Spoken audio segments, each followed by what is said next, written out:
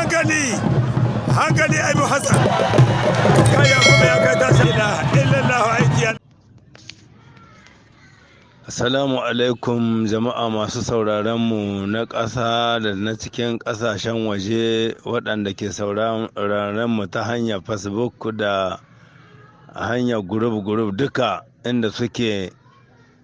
Ina tura muku ɗimbin gaisuwa da fata alheri. Bayan haka nan wajen labari na waccan kokowa da aka kere su Yakubu Adamu can Togo, lalle mun samu ƙarin bayani cikakke daga bakin shugaban federation na ƙasa ta Nijar shine Ufana Musa. Haƙiƙa kamar yadda rahoto ya zo mana gajiya, ba shi shugaban ƙasa na Togo ya gayyato waɗannan 'yan kokowa ba dirat, a'a amini naina wanda annan cikin Nijar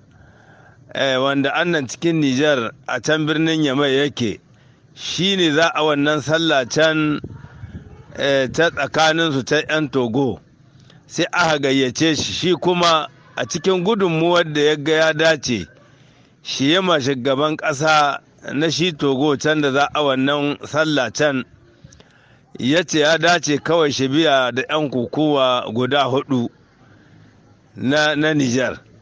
Kenan ba kokowa ta ba wadda za a ce shugaban ƙasa na Togo ya gayyato har ta shahi ƙasa, har ya kasance wasu na tunanin cewa ba a yi adalci ba, to ba haka ne ba abin ga da yake shi wanda adda amintaka da su shi aka gayyata, shi kuma ya ga duk gudunmuwan Nijar abin da zai kai mai bai hidu kokowa ba.